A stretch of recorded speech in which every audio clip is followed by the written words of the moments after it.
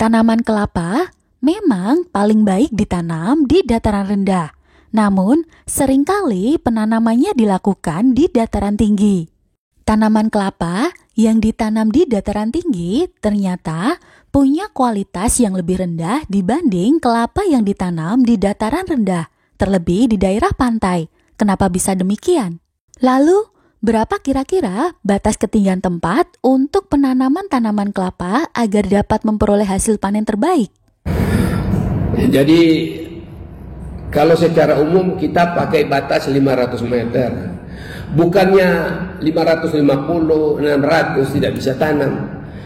Saya sebagai konsultan juga, tiap minggu kita rapat dengan mereka, ada perusahaan swasta yang tanam di Morowali dan Tojo, Sulawesi Tengah. Yang Tojo itu di pinggir pantai, Morowali itu hampir 700 meter. Saya sudah bilang kalau kelapa tidak cocok tanam di sini. Oh, di samping-samping katanya ada kelapa rakyat yang tetap ada buah. Saya bilang iya, tetap berbuah. Cuma sayang kalau perusahaan kan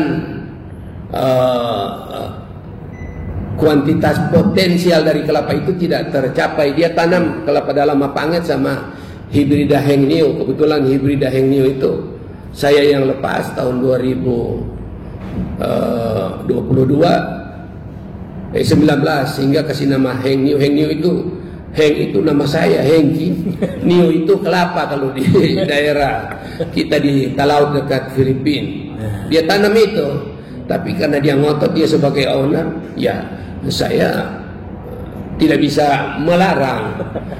Dan ada yang saya dapat data sendiri itu S3 saya. Jadi ada varietas yang sama Pak Bintoro di daerah Mapanget. Mapanget itu di kantor kita dekat bandara. Itu ketinggiannya 80 meter dari permukaan laut. Varietas sama ini. Kelapa dalam tengah, Palu, Bali dan beberapa varietas lain. Baru ada di Pakuan dekat Sukabumi itu 450 meter. Dulu subalai kelapa kita itu, sekarang sudah jadi balitri ya, atau tanaman industri. Itu dulu kelapanya banyak di situ karena sebagai subbalai. Jadi saya ambil sampel untuk teliti di IPB sebagai salah satu materi penelitian saya untuk melihat produksi kandungan lemak dan asam lemaknya. Ternyata setelah dibandingkan, padahal itu 450 meter, yang di Mapanget 80 meter, kuantitas lemak dan salah satu asam lemak misalnya lauric acid yang paling tinggi yang sangat dipentingkan di fisio karena medium chain, itu berbeda sampai antara 5 sampai 7%. Jadi lebih tinggi yang di 80 meter, apalagi di dekat pantai. Sekarang di Jogja kan banyak dekat pantai. Kalau saya tanya, mungkin ada yang sudah tahu, kenapa di pantai kelapa bisa bagus? Kopranya bisa lebih bagus daripada di inland. Sudah pernah dengar kan? Kenapa di dekat laut kelapa bisa lebih?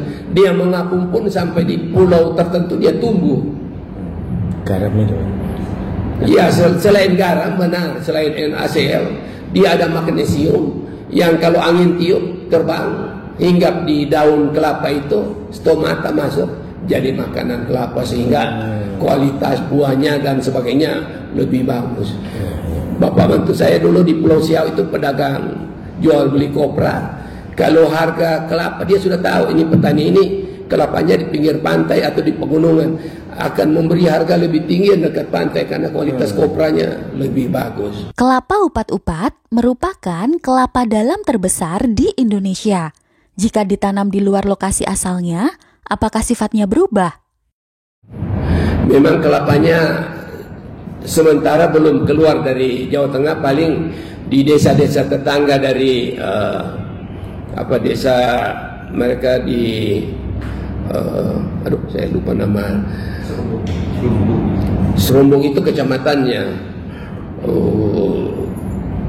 Nanti kadang-kadang kalau sudah lupa makin diingat makin hilang dia.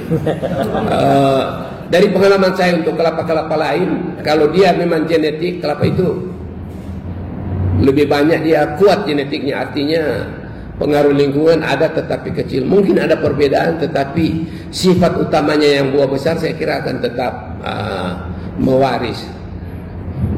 Seperti itu. Itu ukuran buah terbesar. Sudah saya dari seluruh sekarang 38 provinsi kita, buah yang terbesar dalam bentuk populasi ya kelapa upat-upat itu. Jadi dia tiga setengah butir atau bahkan 3 butir bisa dapat 1 kilo kopra. Kalau kelapa biasa kan 4,5 sampai 5 butir, tetapi rata-rata berat buah utuhnya 2,5 kilo. Jadi kelapa itu kalau dibeli pabrik dulu di Pulau Sambu itu untuk bahan santan atau disiketin, mungkin berkaitan dengan mesin mereka. Itu kelapa di atas 800 gram per butir tanpa sabut, ini sudah biji, sampai 1100 rata-rata sekitar itu. Dia kasih kelas A, jadi harganya lebih mahal. Baru kelas B itu di bawah 800, sampai yang paling kecil atau kelapa pecah itu kelas C.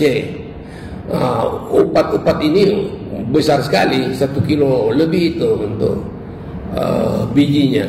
Kemudian daging buahnya kelapa itu disebut bagus kalau sudah di atas 400 gram. Karena rata-rata kalau bikin kopra hampir 50%, 55%. Kadar airnya 45%, 48%. Jadi kalau dia 400 gram artinya 5 biji kelapa jadi 1 kilo kopra. Karena kita sementara ini kan standarnya ya kopra. Walaupun digunakan untuk lain juga, tapi produksi selalu kopra ekuivalen, selalu seperti itu. Semoga bermanfaat info kali ini dan jumpa lagi di video berikutnya.